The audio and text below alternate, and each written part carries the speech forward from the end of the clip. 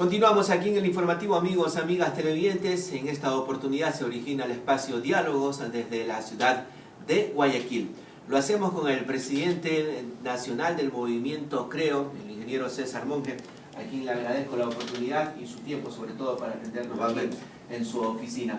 Ingeniero Monge, hay una resolución del Consejo Nacional Electoral que frena la posibilidad de una consulta popular que ustedes propician a propósito del tema de la reelección indefinida. ¿Qué lectura le damos a esta segunda negativa del CNE? Bienvenido, muy buenas tardes. Buenas tardes y gracias a ustedes por la oportunidad y saludos a todos los amigos que nos están viendo a esta hora del día. Primero, yo creo que vale la pena aquí dejar algo claro.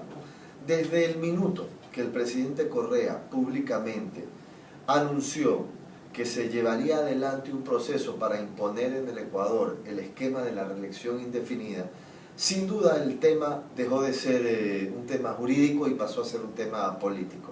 Y las últimas decisiones que nosotros hemos observado por parte del Consejo Nacional Electoral son sin duda decisiones que responden al poder político y no a un razonamiento jurídico. ¿Por qué digo esto? Porque fíjense ustedes cómo han pasado los acontecimientos en las últimas horas. Es decir, primero, el colectivo Compromiso Ecuador, un colectivo conformado por más de 90 actores, organizaciones, gremios, asociaciones, presenta una segunda pregunta ante el Consejo Nacional Electoral. Esa segunda pregunta se había modificado para atender la objeción que inicialmente el CNE nos había hecho. Presentamos la pregunta como ellos querían que se presente, a pesar de que nosotros no estábamos de acuerdo. Luego, horas más tarde, el presidente de la República, desde la provincia del Oro, anuncia, antes de que se pronuncie el CNE, que esa pregunta no se iba a dar paso. Es decir, que era imposible que a nosotros nos entregaran los formularios, con lo cual significaba que no iba a existir consulta popular. ¿Y qué sucede 12 horas después de ese anuncio del presidente Correa, o de esa orden del presidente Correa? Que el CNE dice, ¿sabes qué? No ha lugar su pregunta y no les vamos a dar los formularios. Es decir, 12 horas después de que el presidente Correa dictaminó públicamente, a pesar de que él mencionaba que no quería anticiparse, pero se estaba anticipando, el Consejo Nacional Electoral sigue lo que al pie de la letra le pide el presidente Correa. Entonces, dejó de ser un tema jurídico, porque cuando nosotros presentamos la pregunta la primera vez, ellos se tomaron 23 días para hacer un análisis, para hacer un informe. Ahora, 12 horas después de la segunda pregunta, ellos simplemente dicen, ¿sabes qué? No a la consulta popular. Pero el camino sigue, es decir, a través de la Corte Constitucional. ¿Hay expectativas de repente, creo, en el Compromiso Ecuador, de que tome otro camino en esta instancia? Mira, yo creo que vale la pena recordar que el propio juez de la Corte Constitucional, el señor Antonio Gagliardo, públicamente, la primera vez que CREO y el colectivo Compromiso Ecuador presentaron la pregunta para motivar una consulta popular y que la gente pueda opinar sobre estos cambios que se quieren hacer en la vida de todos los ecuatorianos, el propio juez de la Corte Constitucional dijo públicamente y en un medio de comunicación escrito, Diario El Universo, dijo, vea, yo he leído la pregunta de los señores del colectivo Compromiso Ecuador y ellos lo que tienen que hacer es lo que están haciendo, tienen que ir al Consejo Nacional Electoral, el Consejo Nacional Electoral tienen que entregarle los formularios y luego tienen que ver si recogen o no recogen el mínimo de firmas. Y luego de eso, solamente luego de eso, el tema pasa a la Corte para que nosotros, los jueces de la Corte Constitucional, decidamos si este proceso tiene sentido o no tiene sentido. Pero no le compete al Consejo Nacional Electoral interpretar la Constitución, que es lo que han hecho ahora. Entonces, ¿por qué digo esto?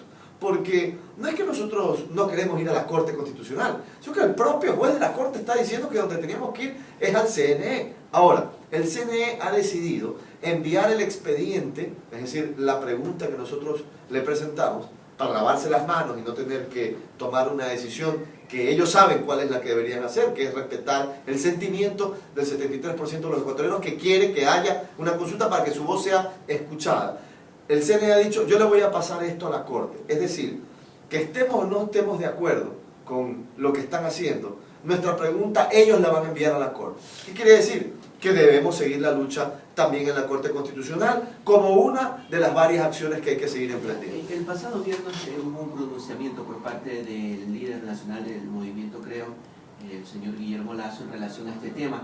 anunció que a partir de ahora van a encaminarse a otras acciones. ¿Cuáles son precisamente esas acciones que se encamina Compromiso Ecuador y CREO? Bueno, primero que nada, para recapitular lo anterior, efectivamente, yo creo que hay algunas acciones que se pueden emprender, hay algunas ideas que están surgiendo dentro del colectivo también. Bueno, lo primero, esta lucha pasa al Consejo Nacional Electoral por decisión del CNE.